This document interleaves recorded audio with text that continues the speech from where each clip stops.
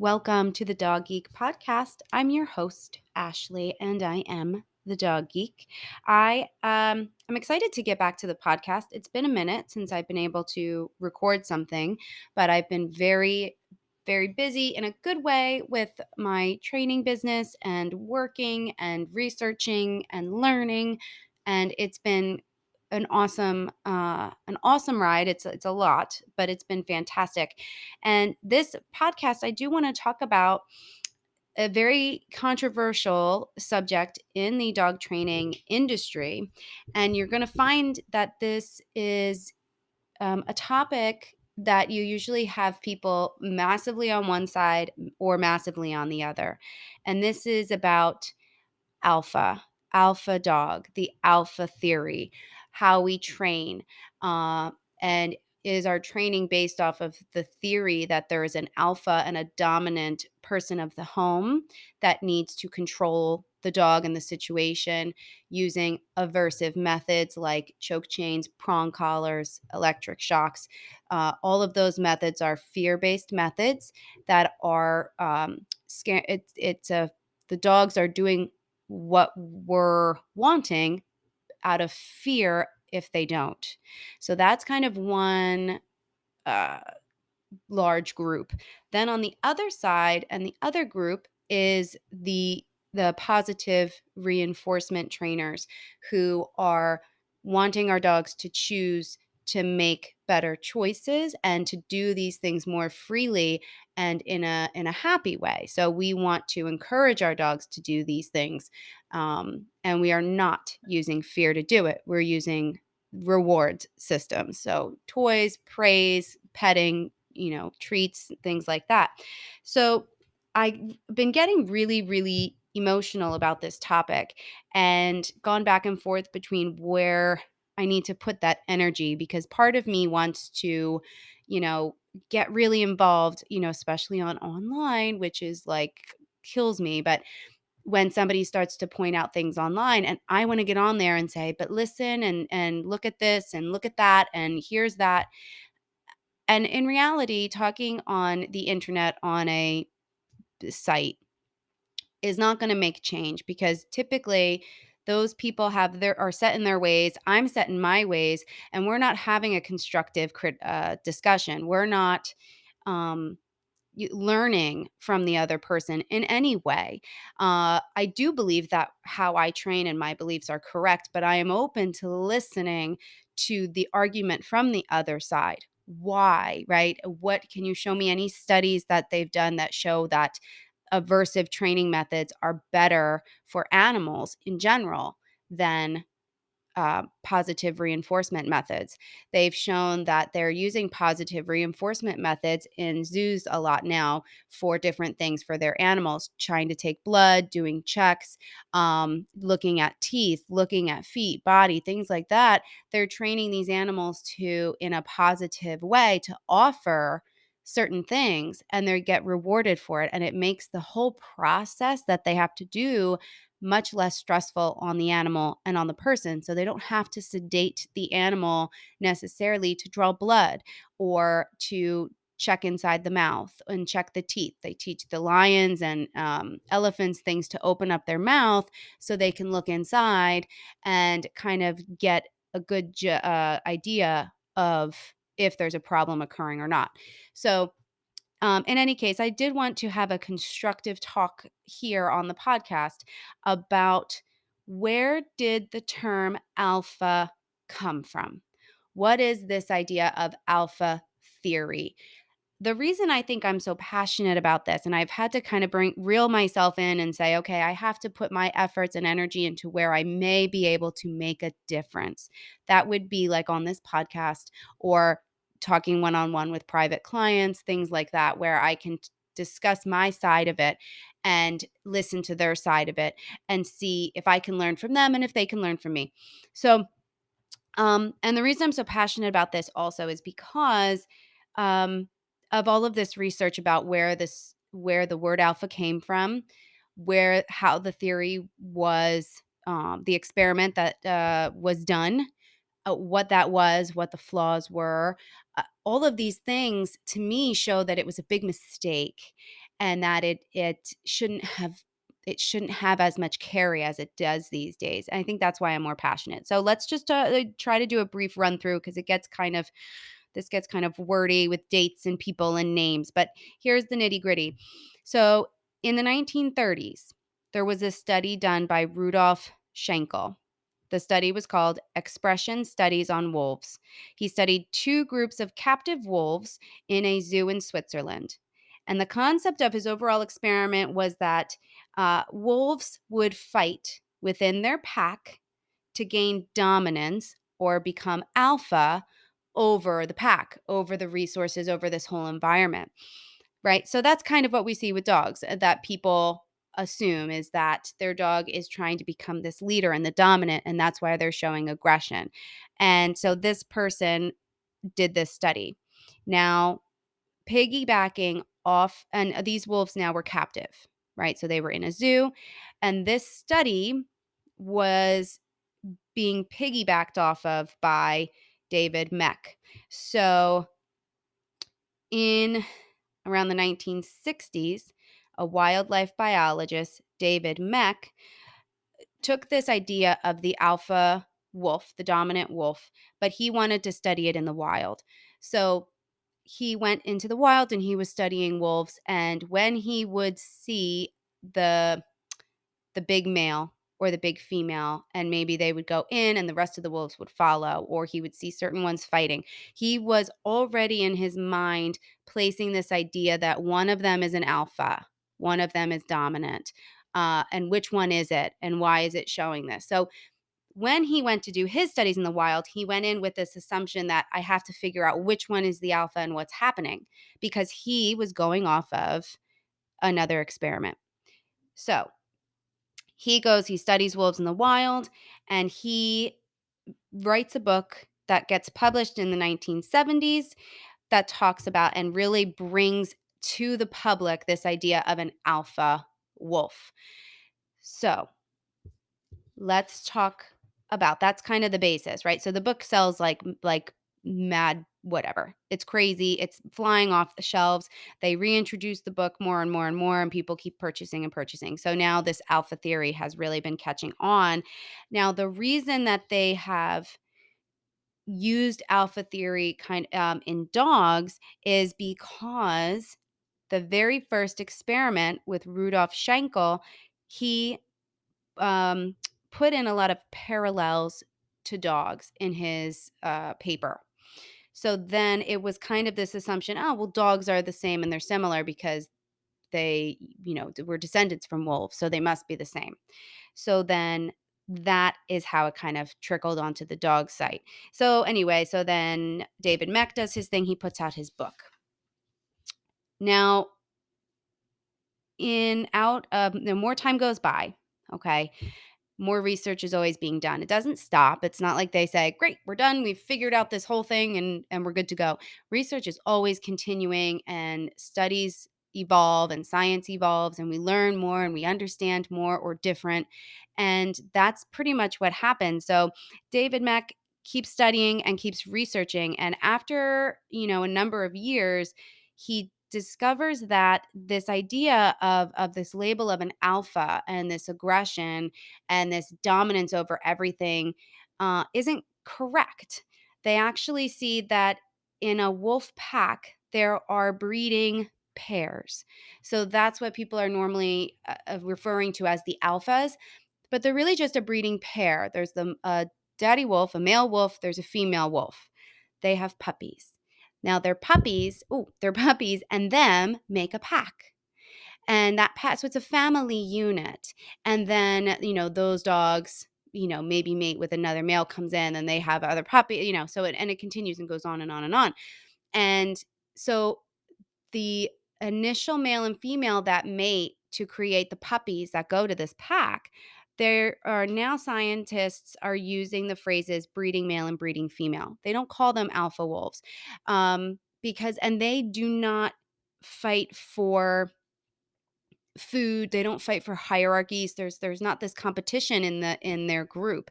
So based on a lot of this more research that they did, Mech actually said that he believes that the theory has been disproven of alpha dog, alpha wolf, and he wanted his book that he wrote and that was published in 1970 to be taken off the shelves because he did not want this word to be spread about alpha because he believed it to now be wrong after more and more research. Um, so he even admits that. If you listen to some of his things, he'll admit that he's partly responsible for the use of this word alpha. And I hope I explained that okay. So we need to be aware. Let me see. So I'm going to read off of an animal welfare league of Arlington has a really kind of good fact or fiction questionnaire that I just want to read off because I think it breaks some of this down a little bit clearer and simpler. So here we go. Dominance theory in dogs was born through captive wolf research in the 1930s. So this is correct. This was the experiment that I was talking about from Rudolf Schenkel. Now, the problem with his experiment, the reason that these wolves had such aggression over things like food or females or sleeping places is that in his experiment, he took random wolves from different packs and placed them in the same enclosure and asked them to coexist together. So I had just mentioned, right, that a wolf pack is based off of a male breeding wolf, a female breeding wolf. That's the pair or the parents. They have puppies. Now that creates their pack. So it is a family structure. When you bring in random ones from all different places and all different packs, they're strangers to each other. So, yes, there is a lot of fighting and aggression being had. And it's not a dominance thing, but they are fighting possibly over resources, which is guarding behavior. So that's why his experiment initially was flawed. And he admits that as well, that this experiment was flawed, and which is why the theory is being disproven because it wasn't a theory based on an actual wolf pack. It was a theory based on random wolves. So, let's see. So, from the study in particular, it was concluded that wolves and their descendants have a dominance based hierarchy. So, that was the what happened based on that 1930s experiment. However, the theory was later debunked. Wolf packs actually consist of family relationships and communicate in a way that avoids conflict. Further research has shown that research. Further research has shown that domestic dogs do not operate under a dominance hierarchy, nor does their social structure follow a pack dynamic. So, if we are going by what an actual pack is, it is the two parents and their pups. So, what happens with the dogs that we get in our home, they have been removed from their pack and put in a home with people and strangers. So sometimes they might show some aggression and fear because they are unsure, they don't feel safe. Maybe they want to guard onto a bone, something like that. So our job is to make them feel as comfortable and trust us and bond with us. But that's why we see some of that stuff, and that's where people are like, "Oh, he's trying to be alpha over me in my own home." And that's not what he's trying to do. Let's see. Domestic dogs are social animals that are more similar to humans when it comes to their inner circle. They're not going to like every dog or every person they meet, just like us.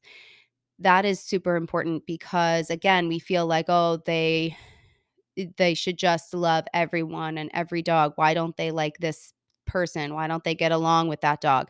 Well, I don't like every person and every dog either. And in fact, I probably like very few people and few people I would actually spend my time with compared to the amount of people I see on a daily basis. Not to say that they're not nice, but they're just The people that I actually want to spend time with, take my time out for, are more fewer and far between. Um, so, what does this all mean when your dog growls over their food bowl or gets into fights with dogs at the dog park? So let's see. Let's talk. Now, this is all again off the Animal Welfare League of Arlington's website. This just helps break this down nice and simple for you if you wanted to go look at this, and for me to help share with you. So, resource guarding. And that's basically trying to protect something that they have. Like typically, these are bones, food, things like that. So, that's what resource guarding is, and it's a natural behavior that can occur over high value items. If your dog is getting into fights with other dogs, there may be something else going on, and this says to seek help of a certified professional trainer and the best way to advise all this. So let's see. Science-based professional certified trainers have the knowledge and the skills to help you navigate difficult behaviors with your dogs. Okay. So, right. So if we're having dog on dog aggression, it could just be, well, it could be a number of things. But again, this is a strange dog that they've never met. So they just might not be comfortable with that dog. Maybe that dog is showing bullying behavior and playing too rough. Maybe that dog is um, uh, one dog is a female and she happens to be in heat or coming into heat. So she might be aggressive for that purpose. I mean, there could be so many things happening in that scenario. But typically, they might be protective over a resource like a bone or a bed. Sometimes you try to move the dog off of a spot on the couch and they growl because they don't want to be moved. Things like that. So growling is communication for you, and then we need to figure out, why does my dog not feel comfortable and how do I make them more comfortable? All right. So let's see. Now, why then, if we know all of this information, right? The studies out there, there are among papers, organizations, veterinarians. I mean, this stuff is everywhere out there. And it's been um, talked about a lot in the dog training industry. And a lot of dog trainers that used to use aversive methods because they believed, I mean, at the time, this is what they knew, right? We kind of can only do what we know at the time. So back in the 60s and the 70s, this is what was taught. This is what they did because that's the only research they really knew of. And as things have changed and evolved, some trainers have changed and evolved with them. And there are trainers who have switched from an aversive training method to positive reinforcement.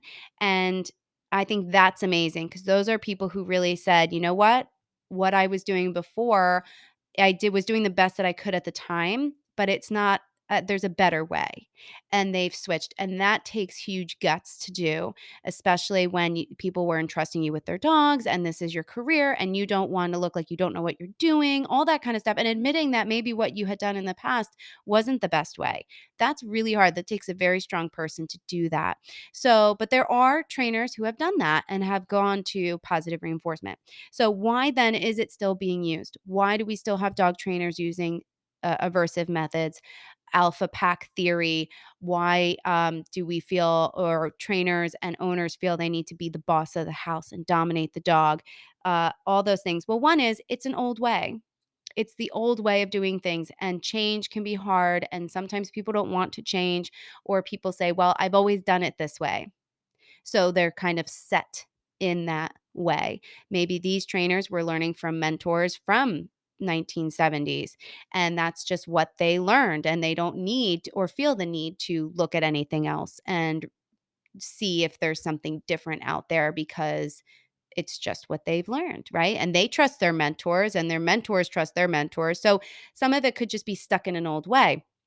Um, Another reason I think it's being used a lot is because it's a quick fix. And I shouldn't say it's a quick fix. It's a quick Band-Aid is what I should say. And um the reason people like it is because, yes, it's getting my dog to maybe stop pulling on leash very quickly. But again, the reason the dog's not pulling on leash is because it's fearful. Not pulling on leash out of respect, not pulling on leash because, oh, they see you as the alpha and I'll listen to you, no problem. They're not doing it because they are avoiding a painful aversive. So fear can be a much better motivator and quicker response. And it would work for me too, right? It works for people too. Fear is a very, very quick motivator, right? Somebody, is I'm going to hit you unless you give me $10. Sure. Like, sure, here you go. Don't hit me. I don't want to get hit. I'll avoid it. No problem. You have what you want. Um, so it's a quick fix. And the problem with these quick fixes and these band aids is that they are not treating the underlying emotional issue. So there's a reason the dogs are pulling on leash. And when we are snapping a collar or shocking a collar, it's not addressing the underlying emotional reason for the pull in the first place.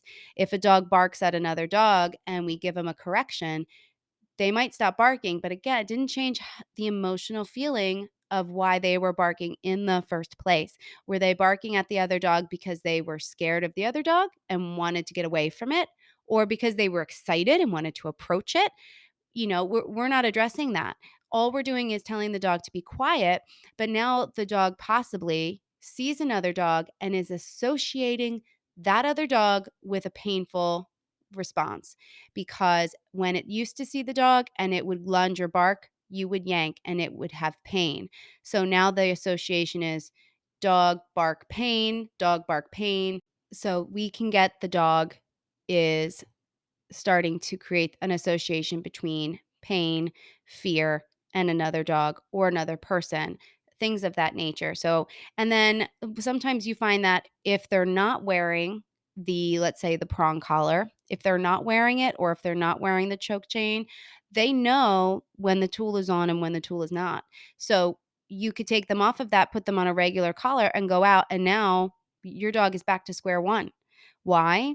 Because it can associate that the specific tool is what's causing the pain along with you. You're doing it as well. You're attached to the other end of that leash. So your dog is fearful of you, not creating a trusted relationship, but creating a fearful one. But when you put them on that regular flat collar with a leash, maybe because you just want to run down, and grab something and come back, all of that stuff could go out the window and your dog is reverting back to its emotional feelings and knows that it's not going to get the pain response. So maybe now it's exploding. It's come back, but it's come back with a vengeance, and you have higher aggression and higher stress in our dogs. So um it looks like it's a quick fix, but it actually causes more psychological damage and never addresses the real problem underneath. Um, so I would like for anybody who uses those tools or has that belief to open their mind to the idea of change, because every industry, every field changes and grows, and we find better ways to do things that um, work better, things that create better relationships. And those are all through study, research. Um, and I think it's really important that the industry, this pet training industry, evolves for the welfare of the dogs. I think that's what it comes down to for me, and why I get so emotional about it is because the idea of using these tools on dogs and creating fear in another living thing that has very little control over that situation. I mean, it- you know, it- we're forcing them to obey, to be obedient. And for me, that's not how I see my dogs. I don't see them as having to be obedient to me. The another trainer threw out the word. They're not. slaves to me. They are my companions. They are my partner. They are my family member. They are something I love for and I care for. And your dog is almost like a toddler to you for the rest of their lives. You have to pick up after them. You have to feed them. You have to give them fun things to do. You have to exercise them. You are basically their caretaker for their entire life. And I think that that's the relationship I want people to have with their dogs, and that's the life I want dogs to have, is more of a bonding, trusting, family, loving relationship as opposed to this, must obey, fearful relationship. And I think that's what it comes down to for me. Now, I would be open to talking and having a discussion about the use of the aversives. Um, but with talking to people, I am interested in what studies have been done. Where has the education gone from back in the 1930s to today? What changes and what evolutions have been made in the field of dog training that show that using aversive methods and the alpha theory is a better way to train a dog. That's what I'm interested in because I'm not finding that when I'm doing my research. So I hope that this was helpful. I hope that if anybody has that the alpha pack theory in their head and think they have to pin their dogs, or I've heard people biting their dogs on the ear, pinching their dogs, smacking their dogs. I mean, all of these things are aversive. And if anybody has that theory, I hope that this podcast, if you've made it to this point, has opened your eyes a little bit to just exploring the option that how you were thinking there could be a better, that maybe there could be a better way. And it doesn't mean that you are an awful person and it doesn't mean that you don't love your dog, but I would love for you to open your minds to, is there a better way I can make a relationship with my dog? Is there a better way to communicate? Or can I try it and see if my relationship is better? And I would encourage that because I think it's really important. All right. I think that's it for me. I'm going to finish my morning cup of coffee and I look forward to talking to everybody on the next podcast. See you later.